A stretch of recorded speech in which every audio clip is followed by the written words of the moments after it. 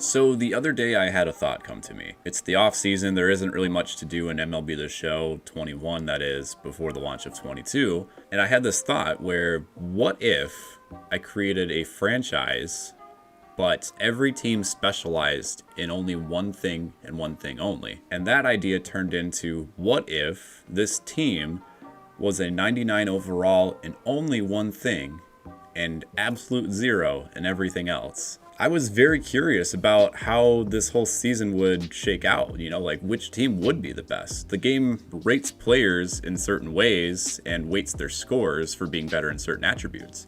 But does that actually track across a whole season? So over the past month or so, I've been trying to think of team ideas that I can do a full 30-team league for, and eventually I came up with that roster and then built the team player by player. Right now you can see the teams on the screen, and we'll dive a little deeper later on in the video with how good each team is for each attribute.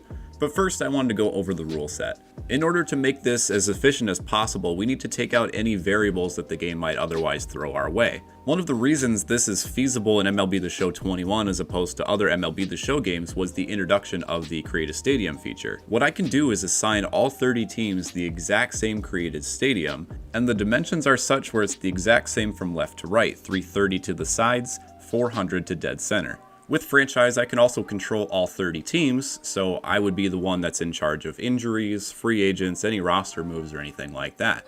I have turned off injuries to prevent this from happening, so I can just have the 26 players that I built and not have to create any more than that. But also, this prevents the computer from adding any players that I don't want to the mix. So again, here are the teams that are listed. There are a couple teams that I had to throw in there just for the sake of getting to 30, and I'm not really sure if they're going to be doing anything, including a team that's all switch hitters, one team that throws knuckleballs, and then I just have a control team that's not good at anything, just to see how they do compared to everybody else. There are some teams that I think won't be doing much, and that's like the teams with like bunting and drag bunting and so forth. If you're the computer, your first instinct isn't to say, well, I have 99 in bunting, I'm going to try and bunt every single pitch. In most cases, they're just going to try and simulate it or play it such like a real baseball team, which is contact swing, situational hitting, etc. So there are a few teams that I don't think will be very good, but again, I'll get into that in just a moment. As for the rest of the team build, it's pretty straightforward from here. Each player is 0 overall in everything except for the team that they're on. So for example, if you're the durability team, you have a 99 durability rating for all pitchers and players, but a 0 rating for everything else. I also had to take out some other variables for players, such as hitting tendencies,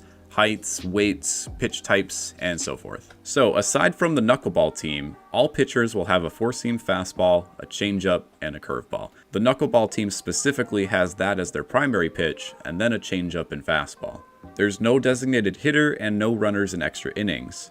So if you go to the 10th inning, you're not going to have a runner on second just to keep things fair.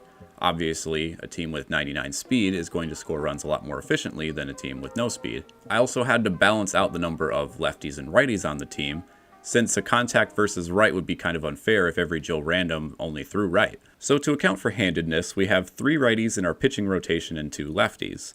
To make up for that lefty that isn't in the rotation, we have an extra one in the bullpen, with 4 lefties and 3 righties. I made each pitcher a starting pitcher just because the game tends to leave them in the game a bit longer if they are starting pitchers, and while some teams might have 0 for stamina, that prevents them from having a quick hook and then just torching through the bullpen and leaving only one guy to pitch the rest of the game. But I also took this into effect with the batting lineup. In terms of lefties, we have first base, second base, center field, and left field. These are the positions that would more likely have a left-handed thrower. For the righties, there are certain positions where you can only have a right-handed thrower, such as catcher and third base.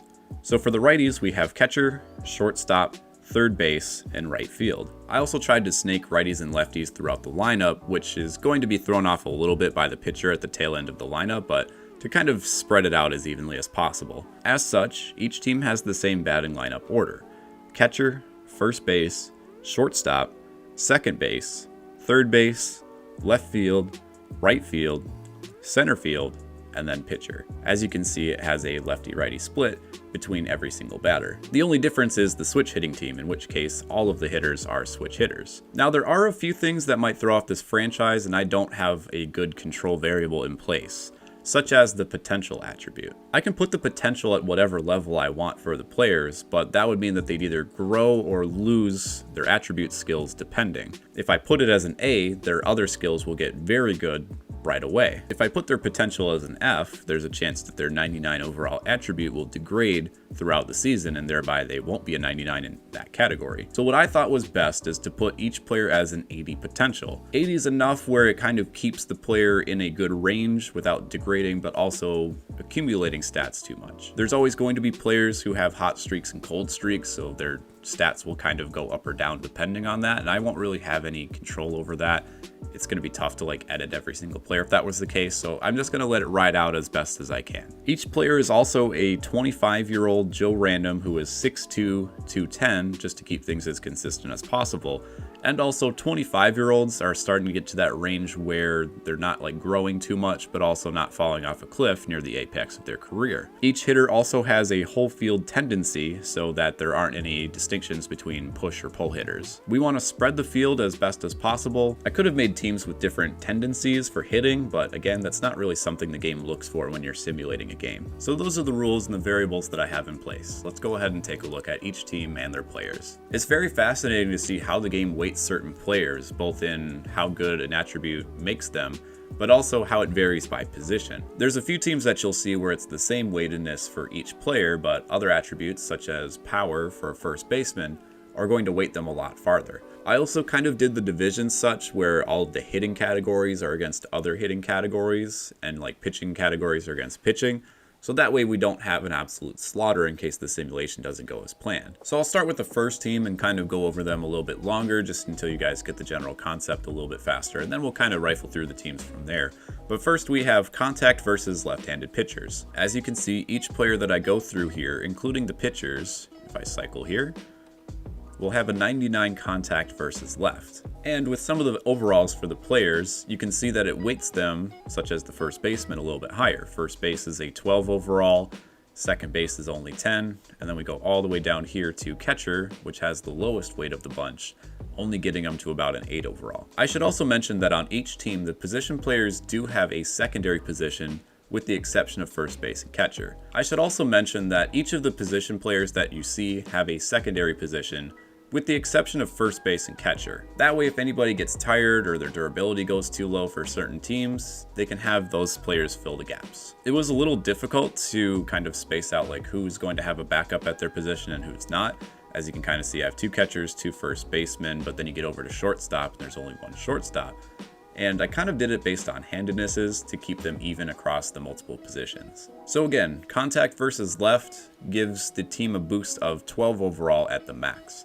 As we switch over to the next team, which is contact versus right, the game weighs this a lot heavier. Most of the players are within that 14 range, with the catchers topping out at 12 overall, but the first basemen have a 19 overall boost for contact versus righties. Up next for power versus lefties, it gives first baseman a 15 overall boost and the majority of 12 for the rest of the players. And to round out the contact and power stats, power versus righties is actually the most weighted attribute that we have of these 4. As you can see, the first basemen have a weighted score of 23 overall just from that one attribute alone. So to put things in order, power versus right, then contact versus right are the 2 that the game weighs the most heavy, followed by power versus left and contact versus left. The next one might surprise you a little bit. The vision cone is usually what determines the PCI and how big it is in terms of not making contact, but how likely you are to fall off pitches. The game doesn't rate vision very well. As you can see, it only gives players a 5, 6, or 7 point boost. Remains to be seen if the vision will reward these players with hits in the simulations, considering they don't have any contact or power to go with it. So I'm a little curious to see who actually wins this division. The game does have some team rankings in the standings, which you can see at the top there. It says vision is 16th in the league, followed by the hitting and power, 1st, 7th, 4th, and 8th. It's a little arbitrary, and I've done a little bit of peeking before I actually made this video, and the control team, for example, is 27th overall out of 30, even though they're not good at anything, so you can kind of take this with a grain of salt, but still kind of interesting to see how well it compares it to the other 30 teams. In the next division, we also have plate discipline, which I believe if you're simulating a game, it's how often these guys go swinging in the dirt or for pitches outside of the zone. It's really Strange to see how vision and discipline are rated basically the same by the game. Next up is batting clutch, which everybody gets a solid 3 overall, so 2 overall point boost since you start off as a 1. The bunting attribute is actually very curious though. Most players do not get a boost from bunting. However, if you're a center fielder or a shortstop, you do get a 1 overall point boost. Not sure why that is or why these positions are more likely to bunt, but there you go. Drag bunting, meanwhile, does not give anybody a boost, not even those center fielders or shortstops, so this team's basically just a 1 overall. Switch hitters, this team doesn't have any 99 overall attributes. It's just to see like if the game favors switch hitters who always have the hitting advantage, even though they don't have any boosts to their attribute scores. So we'll see how this team does. Moving on into the defensive categories, we have the fielding team, which shortstop gets the best boost, followed by catcher and second base. I've noticed that the game favors second base in terms of weighted ratings, and that's for like any attribute. There's just so many ones that like get a second baseman closer to a 99 score, even though if you were to like switch him over to like shortstop or third base, his score would significantly drop like 5 or 6 points. Next up is arm strength, which catcher needs to have the highest arm strength on the team to throw out stealers and base runners, so that tracks with me. Followed by shortstop, you need to make those long throws in the hole. Third base and right field, since right field you have to throw out by gunning down runners at like third base, for example, and third base throwing across the diamond. Arm accuracy, pretty close. I mean, catchers, you also need arm accuracy to throw out base stealers. Meanwhile, second base is a little bit of a head scratcher for me because you're the closest to the first baseman in order to make some throws, so having a higher arm accuracy shouldn't give you as high of a score as it would for like third base, for example, because there's a lot more distance to cover. That's kind of what I was saying earlier with the game really weighs second baseman heavily, and I'm not really sure why that is. Reaction time. Shortstop, you got to have the best reaction time, although I guess you could also say the hot corners, but shortstop, you have to travel in the hole to make some plays. Catcher's one of those where I guess maybe reaction factors into like throwing out a base stealer on a stealing attempt. But in terms of like pop flies or just like foul tips or something, I'm not really sure if reaction follows into that. Blocking, you can only really edit catchers, so there's only 2 members that I have with the blocking attribute. They're both an 11 overall. You literally cannot go into the pitchers or other positions and add blocking at all. Now we get into the intangible stage. So first off, we have durability, which gives everybody a 3 overall boost. Durability usually prevents injuries, but also is a mark of like how much stamina you have before and after the game. So this team might stay a lot more fresh and thereby win some ball games because they're a little bit better in the field. They play at their highest level for a longer state of time than some of the other teams. Next up is speed, which is good for 2 different things. If you're in the field, you can obviously get to the ball a lot faster.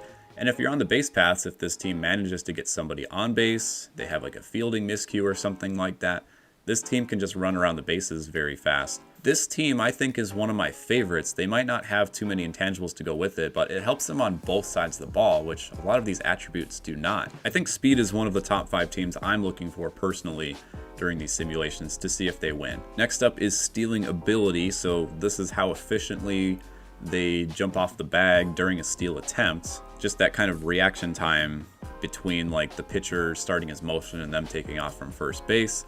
So this might help them in a few situations, but again, they are all 0 speed. If you are facing a team, however, though, that doesn't have good catching in terms of like fielding or arm strength or something, and they throw it into the dirt or throw it wide, this ability might help them out in that regard. Similar to base stealing ability, we also have base running aggressiveness, which these guys are going to, in simulated play, try and attempt to steal bases a lot more efficiently, which again, if the catcher's not very good, might lead to some more stolen base opportunities. But again, no speed, their ability isn't there. If they were to play a live game, they might be more aggressive, but the base stealing ability might not be there, and they might get caught stealing quite often. So I'm kind of curious to see how this team does. Will they steal more bases and be successful, or will they be thrown out like almost all of the time? This is my control team, the nothing team. I made them golden though, so they're at least golden in something.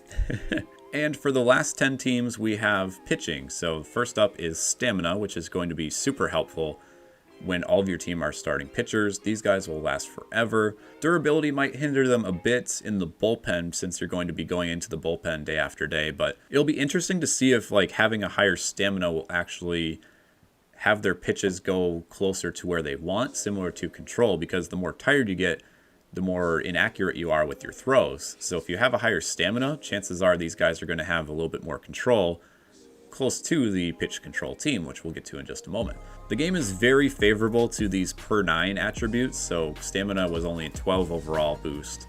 Hits per 9 is 21. So these guys, I mean, even if you make bat on ball contact for the people who aren't like the contact or power types, chances are it's going to find a fielder's glove, or it's not going to result in solid contact because these pitchers' hits 9 attributes are too good. So this team will be very stingy to get base runners off of, and I think they'll actually do very well in the games. Similarly, if you strike out, you're not going to put the ball in play, and the game rates K9s as 25 overall boost out of 99. So this team's going to cause a lot of swings and misses. I would not be surprised if the starting pitchers got over 300 strikeouts each and maybe won the Cy Young voting, just because the game loves strikeouts for Cy Young voting.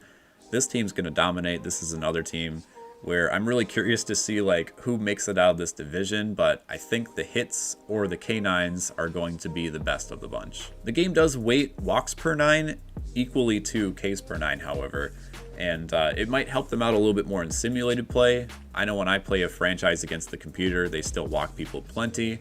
The walks per 9 attribute is supposed to be like how accurate you are with the pitching meter, or whatever type of pitching you use, analog, pinpoints, but also factors in a little bit into simulated play. So this team won't give up very many base runners, but again, I don't know if they'll be as effective as the hits per 9. And lastly, we have homers per 9, which, let's be real here, even though the game rates them as a 21 overall boost, a lot of people aren't going to make solid contact aside from just the power team. Everybody else is going to have 0 power.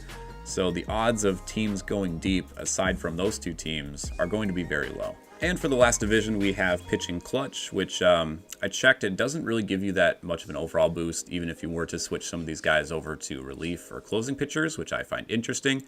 It only gives you a 2 overall boost up to 3, if you're a 1 overall player, that is. So these guys might be able to get their teams out of some sticky situations, but again, a lot of it's dependent on hits, walks, strikeouts. So I'm unsure to see how this one's going to go. Pitch control applies to each of the 3 pitches, which again is a fastball, changeup, and curveball for every single team, with the exception of the knuckleballers, which we'll get to in just a second here. But pitch control, again, I'm not really sure how that will shake out during the simulation process. If you're doing a live game, obviously the pitch control is going to be very pinpoint, along with the pitching meter, I suppose. So control and walks per 9 kind of go hand in hand, but these guys will have some good location. I'm just kind of unsure if like the stamina and just like the tiredness of the pitchers will also contribute into their control as well. Pitch velocity, we'll see if the guys throwing 99 miles per hour will affect strikeouts as much as it is the K per 9 pitchers. The spread's also a lot higher, so let me go into the pitch repertoire here. 99 mile an hour four-seamer, and then changeup curveball 84-83. If you look at another team, it's 85, 74, 69. So a good like 10 mile an hour difference on at least all of the pitches. And we'll see if that throws off the computer's timing. Pitch break will also contribute to some strikeouts. Obviously, those breaking pitches with the changeup and the curveball will contribute to a lot of swing and misses. It might also affect how much they throw into the strike zone, unless they're throwing their fastball. The curveballs and changeups, if they're tired, are going to be even more loopy with the 99 break. And finally, we have the knuckleball team. I don't really think this is going to do much in the way of simulation, but I just thought it would be a fun one to add in here to get to 30 teams. As you get a look there at the pitches, a 59 mile an hour knuckleball, and then you have that changeup and fastball.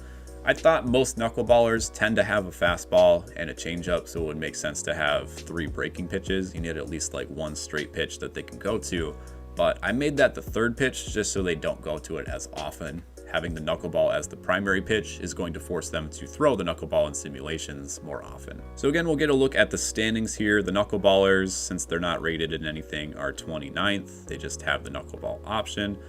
Interestingly enough, pitch velocity is rated as the 30th team out of 30, even ahead of the control group like I mentioned, so I'm not sure why that is. But the game really favors contact and power, and then for the pitching, you really can't see it here with the teams, but I have the 4 per 9s, which are 6, 3, 2, and 5th. I would say the World Series is probably going to consist of one of these two divisions. You have the pitching for the National League and then like the power and contact in the American League. And I'm not saying that just because the game weighs them better overall. I also think it will contribute a lot better to simulation. So it is kind of a correlation between those two. Stamina, I think it's the short end of the stick. Like again, they might be very energetic as the games go on and long lasting, but if they don't have any per nines, I'm not sure how much good that will do them. So I think this is kind of like the ugly stepchild of this division right here. But going back to like the contact and power one, like you have the vision, which I think is going to help them out a lot more than pitching stamina might in their division. I still think the vision team is going to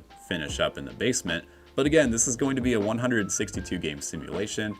Anything could happen. I'm really unsure, and that was the thought process behind this video. Is just like, what would happen? Just feed my curiosity. I'm interested to see. So that about covers everything, and from here on out, it's up to you guys. I was planning on maybe doing a simulation for each month and just kind of doing a video log of like how teams have been doing over the course of that month. But if you guys have any games that you'd like to see in the calendar that, you know, teams are playing each other and you want to see the entire game live, like the full 40 to 50 minute game, let me know in the comments. It would be interesting to see some of these matchups go on live.